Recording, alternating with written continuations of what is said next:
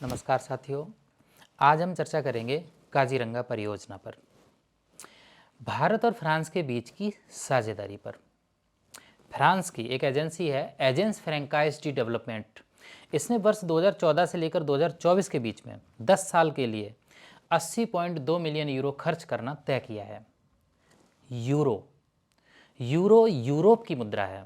80 million euro लगभग 700 करोड़ रुपए के बराबर हो जाते हैं। तो एएफडी काजीरंगा परियोजना पर 700 करोड़ रुपए खर्च करेगी। काजीरंगा परियोजना असम राज्य की परियोजना है। असम राज्य ने एपीएफबीसी शुरू किया है। क्या है एपीएफबीसी? एपीएफबीसी की फुल फॉर्म होगी Assam project on forest and biodiversity conservation. इसका मतलब हुआ वन और जैव विविधता संरक्षण। तो काजीरंगा परियोजना वन और जैव विविधता परियोजना का एक हिस्सा है। असम सरकार ने 2012 में एपीएफबीसी की शुरुआत की थी और फ्रांस की एएफडी इस काजीरंगा परियोजना में कौन कौन से काम करेगी? 10 वर्षों में 2014 से लेकर 2024 तक 33,500 हेक्टेयर जमीन पर रिफॉरेस्टेशन करेगी। वन क्षेत्र को बढ़ाया जाएगा और काजीरंगा क्षेत्र में जो वहाँ की लोकल कम्युनिटीज़ हैं उसमें लगभग 10,000 लोगों को ट्रेनिंग दी जाएगी। उनकी जीविका किस तरीके से चलेगी जिससे कि पारिस्थितिकी का नुकसान भी ना हो और वो सही तरीके से अपना जीवन यापन कर सकें। यही 10,000 लोग अन्य लोगों को भी सिखाते चलेंगे, ट्रेंड करते चलेंगे। यह इसलिए ज़रूरी है कि कुछ लोग वन में रहने वाले जीवों का शिकार कर लेते हैं, जैसे एक सींग वाले गैंडे का शिकार। इनका शिकार इनके सींग के कारण करते हैं क्योंकि सींग से दवाएं बनाई जाती हैं। और हाथी का भी शिकार कर लेते हैं क्योंकि हाथी का दांत बहुत कीमती होता है। ये डेकोरेशन में काम आता है, इनसे आभूषण भी बनाए जाते हैं और ये एक तरीके से स्टेटस सिंबल की तरीके से है, बहुत कीमती होता है हाथी का दांत। तो इस तरीके से जंगली जानवरों की जो पोचिंग होती है, शिकार होता है, उसको रोकने के लिए एंटी पोचिंग कैंप भी लगाए जाएंगे। काजीरंगा राष्ट्रीय उद्यान ब्रह्मपुत्र नदी के किनारे पर स्थित है और ये नेशनल पार्क असम राज्य के 2 जिले गोलाघाट और नगांव इसमें आता है। काजीरंगा राष्ट्रीय उद्यान 42,996 हेक्टेयर क्षेत्र में फैला है। ये तो हुई काजीरंगा नेशनल के पार्क की लोकेशन। अब काजीरंगा राष्ट्रीय उद्यान के इतिहास के बारे में भी देख लेते हैं। क्या है इसकी हिस्ट्री? इस राष्ट्रीय उद्यान की स्थापना 1904 में ब्रिटिश शासन के दौरान की गई थी। अगले साल 1905 में इस राष्ट्रीय उद्यान के 232 वर्ग किलोमीटर के क्षेत्र को काजीरंगा रिजर्व क्षेत्र प्रस्तावित किया गया था और 3 साल बाद 1908 में इस क्षेत्र को रिजर्व वन क्षेत्र घोषित कर दिया गया था। 8 साल बाद 1916 में इसका नाम बदलकर काजीरंगा गेम रिजर्व रख दिया गया था। बाद में जब भारत आज़ाद हुआ तो 1950 में भारत सरकार द्वारा इस रिजर्व वन क्षेत्र को काजीरंगा वन्य जीव अभयारण्य घोषित किया गया था, सेंचुरी।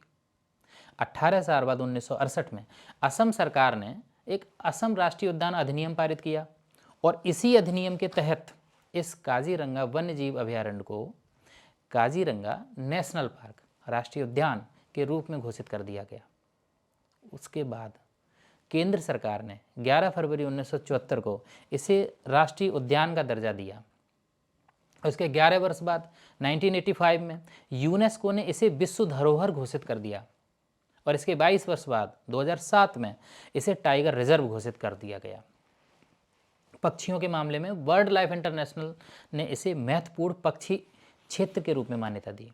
इस तरह से काजीरंगा राष्ट्रीय उद्यान का पारिस्थितिकी तंत्र के लिए महत्वपूर्ण स्थान है। दुनिया में सबसे ज़्यादा एक सींग वाले गैंडे काजीरंगा राष्ट्रीय उद्यान में ही पाए जाते हैं और दूसरे नंबर पर असम राज्य में ही एक है पोबितोरा वन्यजीव अभयारण्य।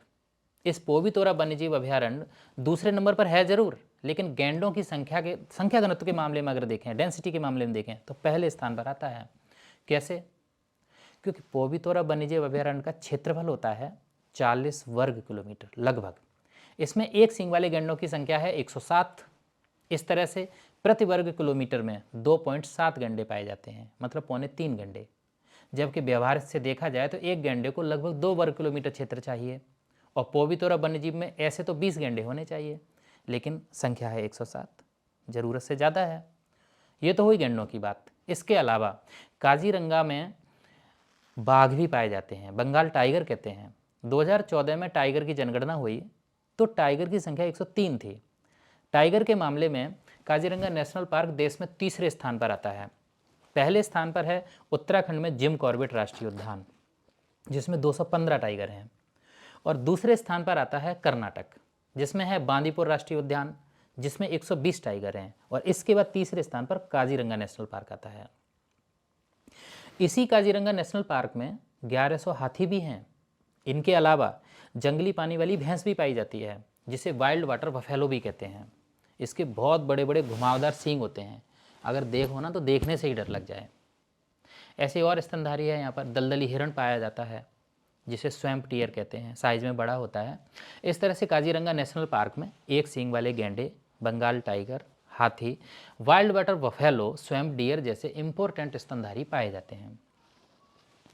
कुल मिलाकर लगभग 35 स्तनधारी प्रजातियां पाई जाती हैं, जिनमें से 15 प्रजातियां खतरे में हैं। इसलिए काजीरंगा परियोजना एक ज़रूरी परियोजना है। आज के लेक्चर में इतना ही। नेक्स्ट लेक्चर में किसी नेक्स्ट टॉपिक के साथ आते हैं। नमस्कार।